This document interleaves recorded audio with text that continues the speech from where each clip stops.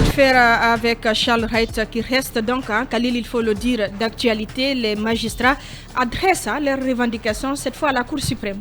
Oui, les magistrats hier ont tenu un sit-in.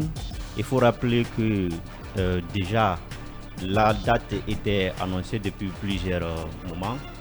Et on est parti d'abord de ce débrayage qu'on a appelé grève au niveau des juridictions. Et après ce débrayage, les magistrats se sont tournés vers un sit-in. D'abord un sit-in, ils avaient déjà envisagé une manifestation qui n'a pas été donc acceptée par les autorités communales. Alors hier, ils ont tenu ce sit-in à travers l'association des magistrats que vous connaissez. Parce que quand vous dites magistrat, il faut essayer un peu de faire la part des choses. Il n'y a pas tous les magistrats qui sont la majorité, Khalil. Oui, mais c'est quand même mais la on majorité. ne peut pas quand même parler de tous les magistrats. La précision, elle est très importante. On ne peut pas parler de tous les magistrats. Allez-y. Il y a des magistrats qui ne la font pas partie. La majorité, il faut le préciser aussi, c'est important. Vous n'avez fait aucun constat. Khalil, si. On a fait des constats dans les cours et tribunaux. Arissatou, j'insiste là-dessus. C'est un élément indicateur, Khalil. Ce n'est pas tous les magistrats et vous n'avez pas fait. On va avancer, Khalil. La fermeture des tribunaux, souvent dont on parle, je pense que même les médias ne comprennent pas la situation. Oui, je viens au fait. Mais c'est un aspect très important. Fait, c'est le sit-in. Ça fait partie, et les revendications. Ça fait partie des revendications des magistrats. Ça fait partie des revendications des magistrats. Mais d'abord, je vais parler de ces différentes revendications des magistrats. D'abord, je me pose la question pour comprendre pourquoi les points de revendication, donc le mémorandum qui contient ces points, a été remis au premier président de la Cour suprême. Je me pose vraiment cette interrogation.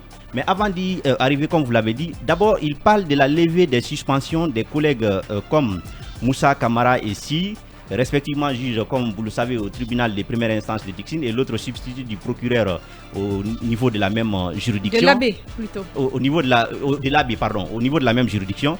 Vous avez aussi ce deuxième point qui parle du retrait sur la page du ministère de la Justice et les pages personnelles du ministère de la Justice de tous les arrêtés de suspension, mais aussi concernant tout ce qui concerne ces actes de suspension ou alors des décisions faisant cas de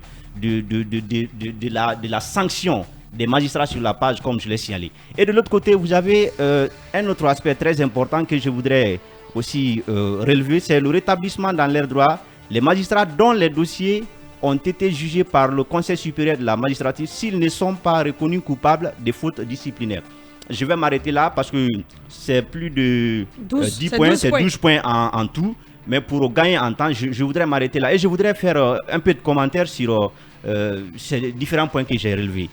D'abord, je disais que je ne comprends pas l'idée de remettre le mémorandum au premier président de la Cour suprême. Parce que, à ce que je sache, le premier président de la Cour suprême n'est pas le juge des magistrats. Le premier président de la Cour suprême n'est pas le président de la justice.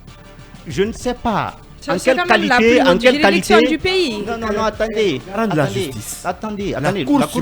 La Cour suprême n'est pas le ministère. La Cour suprême. Non, attendez. Vous savez, si par exemple c'était d'autres personnes, on pouvait remettre le mémorandum au ministre de la Justice, parce que c'est lui bien sûr qui est le garant de la justice à ce niveau.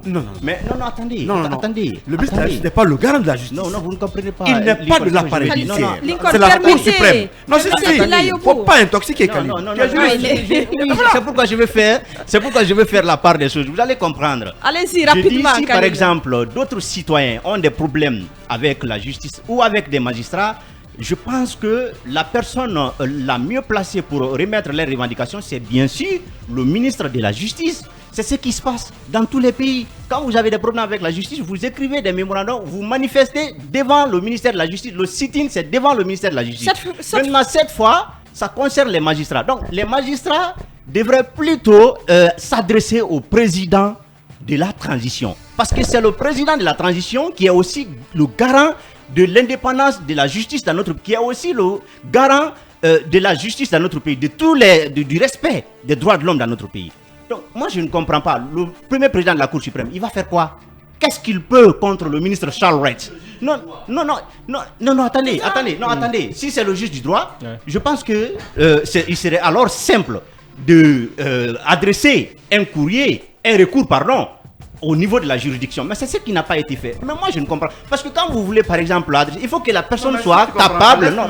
Non, je n'ai pas terminé. Il faut que vous soyez capable. Si moi, je vais vous adresser, par exemple, Arissatou, un recours, il faut que vous soyez, bien sûr, capable de traiter ce recours.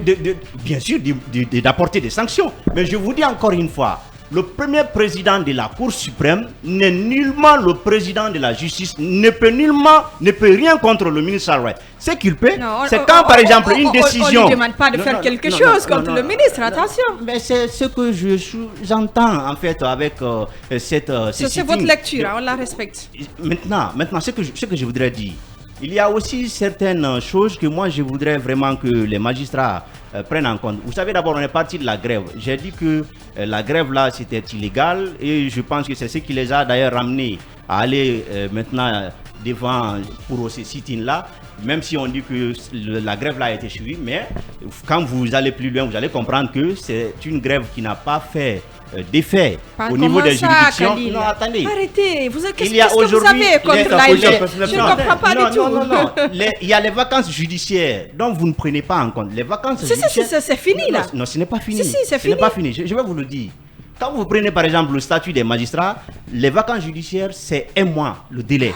Mais vous oubliez que même si les vacances judiciaires d'1 mois là, qui est prévu par bien sûr le statut des magistrats arrive à terme, il y a aussi les vacances pour les avocats. Et il y a certains dossiers qui ne peuvent pas être traités si les avocats, bien sûr, ne sont pas en activité. Alors que pour les avocats, c'est 2 mois. Ce qui fait que même quand c'est prévu que pour les magistrats, c'est 1 mois, c'est-à-dire à partir de septembre, les tribunaux doivent reprendre les activités intensément. Mais il faut rappeler quand même qu'il ne peut pas... C'est pourquoi même le procès du 28 septembre, on ne peut pas le tenir pour le mois. Parce que ce sont des cas de crime. Et pour les cas de crime, il y a des dossiers qu'il faut obligatoirement la présence des avocats. Et si les avocats ne sont pas... ça ne peut pas marcher. Et de l'autre côté, c'est aussi la suspension. Pour terminer Arissatou. La suspension des magistrats. Les 2 magistrats dont on parle. Je suis aussi pour que le Conseil supérieur de la magistrature se prononce. On a tous dénoncé l'illégalité de l'acte du ministre Alphonse Charles Wright parce qu'on estime qu'il n'a fait qu'à sa tête. Il n'y avait pas lieu de suspension. Mais puisqu'il l'a fait, parce qu'il en a le droit, l'organe maintenant habilité, bien sûr, à enlever cette suspension, à annuler l'acte pris par le ministre de la Justice, c'est le Conseil supérieur de la magistrature. Donc, je ne comprends pas qu'on puisse mentionner ça dans les points de revendication des avocats parce que ça ne tient pas, ça ne devrait pas l'être. Et pour terminer, Arissatou, encore une fois de plus, je suis aussi contre la publication des actes de suspension. Parce que ça, c'est clairement prévu par la loi. Je pense que le ministre Alphonse Charles Wright doit aussi revoir ses manières de faire. On ne peut pas afficher des actes sur les pages Facebook, Twitter ou autres, alors que c'est clairement interdit par la loi. Il n'y a même pas de décision sur cet angle. Donc il faut vraiment que chacun essaye de se mettre en cause pour que la justice puisse avancer. Allez-y, Lincoln. Maintenant, vous pouvez parler. Oui, Khalil a pris assez de temps. Il a mis beaucoup le mois dans tout ça. Nous tous savons que cette justice est prise en otage. Les mêmes magistrats, au lendemain du coup d'État, hier on en parlait, sont venus voir le président de la transition pour dire qu'ils n'ont jamais été libres, qu'ils avaient la pression peut-être du régime d'Alpha Condé. Mais on a vu après qu'aujourd'hui, les mêmes magistrats qui se disaient être sous pression continuent à faire de la justice peut-être un instrument, peut-être un jouet. Ça vous savez, si les magistrats veulent avoir leur indépendance, ce n'est pas un ministre de la justice de décider peut-être de la sentence d'une décision judiciaire. Ce qui est en train d'arriver. Tout cela est venu par rapport à ce qui s'est passé à l'Abbé, que tout le monde a condamné.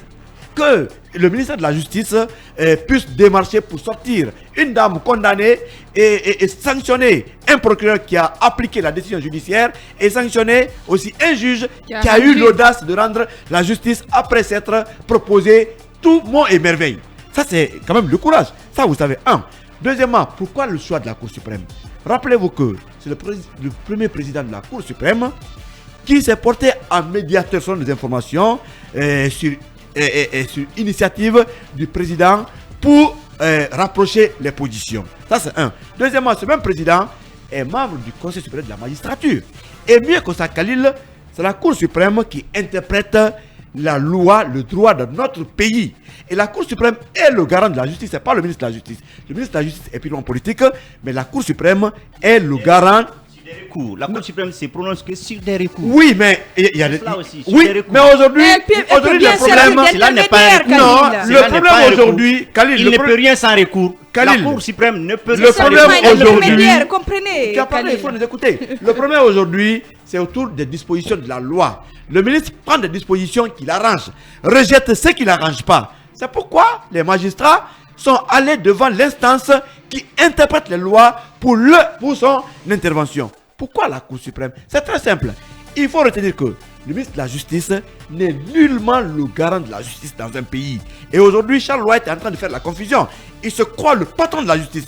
Et il ne l'est pas. Ces magistrats, vous pensez qu'ils sont bêtes? Mais c'est des gens qui sont bien formés. Et parmi eux, il y a même ceux qui ont enseigné Khalil. Beaucoup de manquements. Non, il faut reconnaître qu'ils ont commis beaucoup de pendant 10 minutes. Ils sont partis de la grève qui pouvait leur coûter leur poste. Khalil, c'est un débrayage. On ne devrait pas. On ne devrait pas. Khalil, la grève vous n'est voulez pas que ces magistrats parce que ça leur est interdit. Écoutez, Khalil.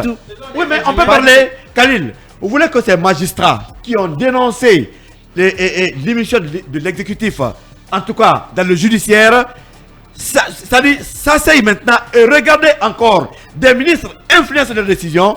Ils sont jaloux désormais de leur indépendance. C'est ce que tous les Guinéens devraient applaudir. Parce que le problème de la Guinée depuis l'indépendance, Arissatou, c'est la justice.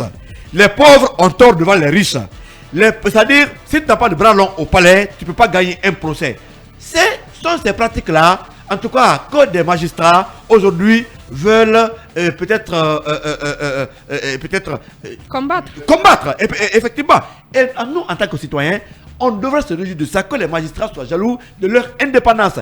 Comme ministre, ne puisse pas s'asseoir, dicter en tout cas la sentence d'un procès, comme président ne puisse pas le faire. Rappelez-vous que Mme Yari a été renvoyée parce que simplement, elle a rappelé au ministre secrétaire général du gouvernement que le palais ne peut pas convoquer les magistrats sans passer par elle. Elle est partie. Mais s'il y a aujourd'hui un ministre qui peut s'asseoir, qui peut inviter un magistrat, qui dit oui, tu as fait une faute professionnelle, un manquement professionnel, insuffisance professionnelle, est-ce que c'est aussi la justice? Donc la Cour suprême doit avoir le courage d'interpréter la loi. Et ces magistrats qui sont jeunes, ils sont différents des vieux magistrats. Parce que quand vous voyez ces jeunes, ils ont le courage aujourd'hui, leur indépendance, puisque les vieux là ont montré leurs limites.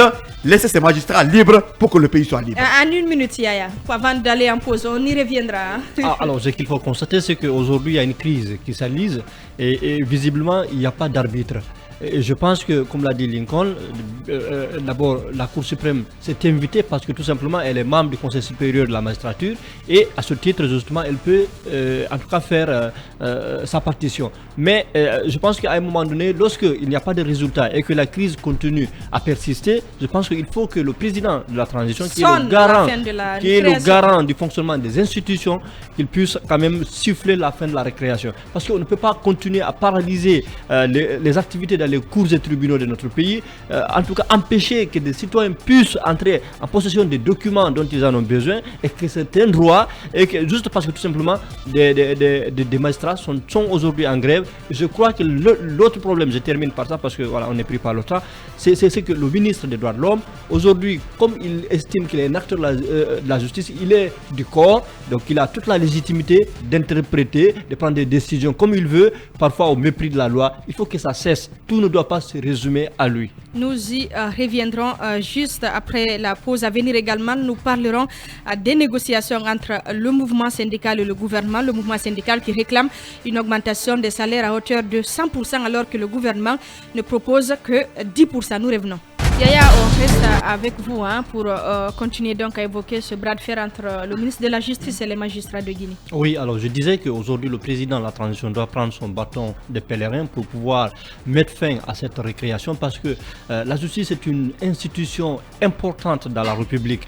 Et qu'aujourd'hui, si cette institution ne fonctionne pas, vous savez, le coup d'État, ce n'est pas simplement lorsqu'on prend des armes et qu'on renverse des civils. Mais lorsque vous empêchez le fonctionnement normal des institutions, c'est un coup d'État. Alors ailleurs, on peut le percevoir et le définir comme ça. Donc il faut comprendre la gravité de la crise dans laquelle on se trouve. Alors aujourd'hui, je pense que il faut aussi reconnaître que ce combat, le courage, cette audace des magistrats, mais ce combat qu'ils sont en train de mener, c'est un combat qui vaut la peine d'être mené. Même s'ils auraient dû suivre la procédure normale. Oui. Quand on veut aller en grève, il y a quand même des règles bien sûr, on sait qu'il faut suivre. Oui, on sait que c'est un corps assez particulier, mais aujourd'hui, comme l'a dit Lincoln, on a vu ici, le lendemain de la prise du pouvoir, des acteurs de la justice venir dire mais qu'ils avaient des mêlés, qu'ils avaient des contraintes, qui n'étaient pas libres et indépendants. Aujourd'hui, qu'ils ont l'occasion, à travers ce projet de refondation, mais c'est le moment de refonder tout, et ça doit commencer par la justice, parce qu'aujourd'hui, c'est au niveau de la justice qu'on demande de la justice. Ça veut dire que ça renseigne beaucoup sur l'état dans lequel se trouve notre pays, et surtout tous ces procès aujourd'hui qui sont ouverts. Donc c'est important d'assainir dans ce milieu-là pour que justement tous les autres actes, pour que les citoyens puissent avoir de la confiance dans les institutions. Parce qu'il faut que les citoyens aient de la confiance dans les institutions, sans laquelle confiance, le service qui est rendu, naturellement, c'est un service qui n'est pas de qualité et qui n'est pas à la hauteur. Donc il faut travailler nécessairement justement à ce que cette confiance puisse rester.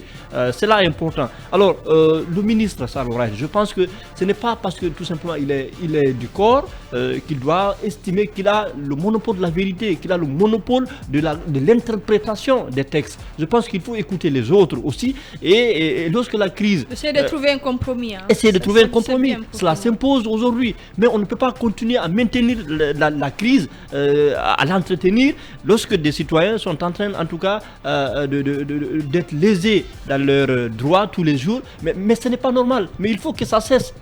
Alors, Ibrahim Sori, on peut bien être d'accord avec Yaya qu'il faut mettre fin à cette récréation. Il y a quand même le procès du massacre du 28 septembre qui doit reprendre en octobre, il faut le rappeler. Oui, avant de parler du procès, il faut quand même dire qu'aujourd'hui Charles Wright doit pouvoir mettre un peu d'eau dans son vin, parce que moi je vois un monsieur plutôt agité. Plutôt dans son nom. Plutôt agité. Voilà. Arrêtez, on ne va pas s'en prendre le ministère de la Justice, c'est quand même une chancellerie, c'est une institution, donc il faut pouvoir écouter ces magistrats. Parce que j'ai quand même parcouru les points qui ont été soulevés. Même s'ils n'ont pas totalement raison aussi. Il ne faut pas s'en prendre seulement à Charles Wright. Il faut dire que Charles Wright prend des décisions de façon unilatérale. Il n'y a pas eu de confrontation. Je prends l'exemple du monsieur de Fidel Kouroumou, qui était donc magistrat en service donc, au TPI de l'Abbé. Donc on a comme l'impression qu'aujourd'hui Charles Wright s'est fait entourer donc de petits communicants qui essaient de faire des éloges. Aujourd'hui il se donne trop de la valeur et il prend des décisions de façon unilatérale. Il y a eu des affiches, les décisions de suspension et autres ont été affichées donc aussi bien sur sa page personnelle que sur celle du ministère. Ce qui n'est pas légal. Ce n'est pas normal, et sur les réseaux sociaux, ce n'est pas normal. Ce sont des pères de famille. Et aujourd'hui, rien n'est dit que ces personnes, ce pourquoi ils sont suspendus aujourd'hui, est avéré parce qu'il n'y a pas eu de confrontation. Et ce n'est pas normal.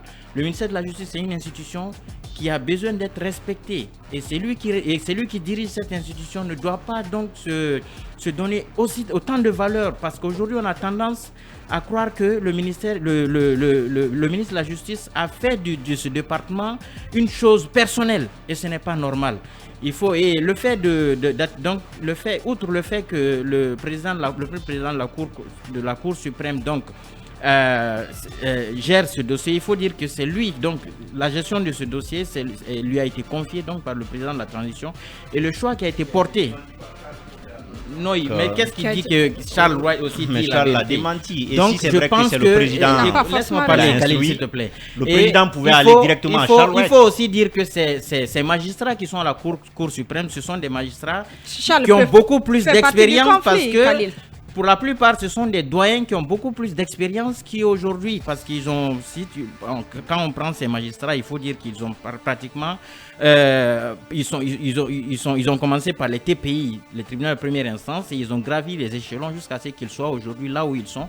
Donc, au regard de leur expérience, je pense que ils ont aujourd'hui la capacité donc de trouver une solution, de trouver une solution à cette crise aujourd'hui qui n'arrange pas les victimes, puisque aujourd'hui beaucoup de procès sont perturbés, les audiences sont perturbées aussi bien à Conakry qu'à l'intérieur du pays. Tout cela dû au fait que ces magistrats aujourd'hui observent une grève. Donc ce n'est pas normal.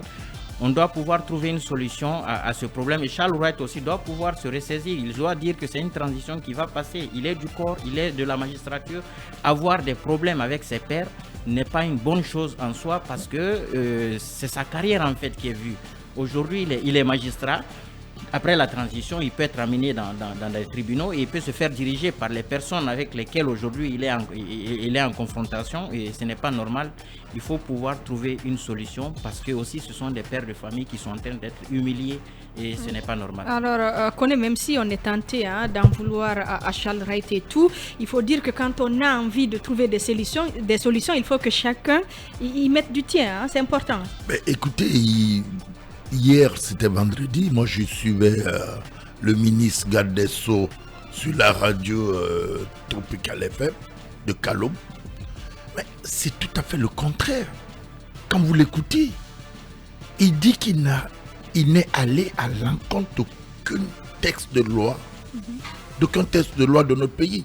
Il est dans ses droits. Ce qu'il est en train de faire, il le fait conformément selon les textes qui régit son département et la magistrature dans notre pays. Alors, moi je pense qu'il y a plusieurs lectures. Je l'avais dit tantôt. Je dis les hommes en robe noire dans notre pays font beaucoup de tort à ce peuple, parce que c'est eux qui interprètent les lois. C'est eux qui savent comment tordre ces lois. C'est eux qui savent comment peindre en fonction de leur camp. En fonction de leur camp. Mais ce que je peux retenir, ce que je peux dire, écoutez, ce pays a besoin de paix. Ce pays a besoin d'équilibre. Et quels sont ceux qui donnent l'équilibre dans une société? Ce n'est pas que les journalistes, ce n'est pas que les militaires, mais ce sont ces hommes en robe noire qui jugent entre les citoyens, qui disent, écoutez, vous avez raison, vous n'avez pas raison. Maintenant, au sein d'eux-mêmes, qui ne peut pas se discipliner, il ne peut pas se donner ce visage beau que la population a pour les magistrats, je veux dire, il y a un problème. À un certain moment, que le président on ne va pas l'appeler aussitôt, mais je pense que le ministre doit faire un effort, discuter avec ses collègues et qu'on sort de cette situation. C'est un ministre qui est vraiment à l'écoute de la population, qui bouscule et qui dit qu'il est assermenté. Il a dit au président de la transition qu'il fera son boulot. Alors s'il doit faire son boulot, qu'il écoute aussi. C'est ça la responsabilité des chefs. Il y a des moments, on stoppe, on écoute les autres et on fait avancer. Mais même quand on a raison, parfois c'est important. Pour terminer, Fally. Oui, pour terminer, je crois que la justice est un département stratégique.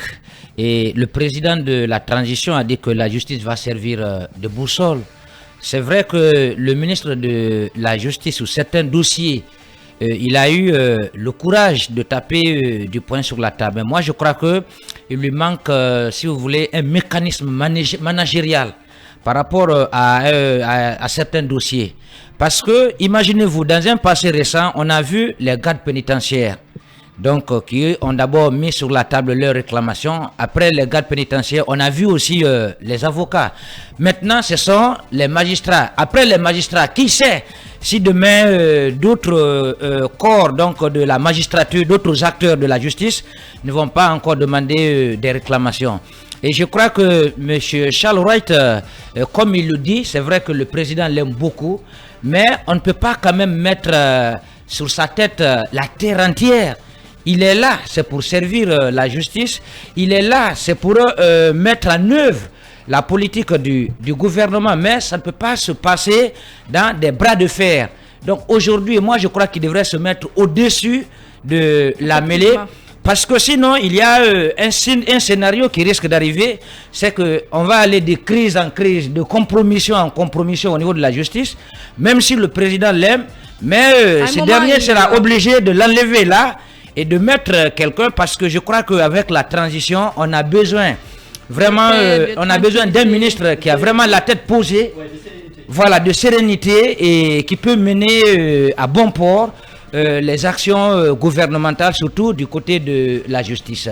Donc une fois encore, moi j'interpelle le ministre de la Justice, puisque avec les gardes pénitentiaires, il a reculé, avec les avocats, il a reculé, et moi je lui demande encore de reculer avec les magistrats, parce que depuis quelques semaines maintenant, il y a au niveau de certaines juridictions, notamment des tribunaux et des cours qui affichent porte close. Pratiquement, il y a assez de désagréments, même au niveau du justiciable aujourd'hui, ce qui ne devrait pas arriver. Je crois qu'il n'a pas été nommé pour qu'on assiste à un barreau d'honneur au sein de la justice. Il devrait être là pour aider le président à mettre en œuvre les réformes qui ont été annoncées. Voilà ce qu'on pouvait dire donc sur ce sujet. Nous y reviendrons certainement la semaine prochaine. L'émission continue.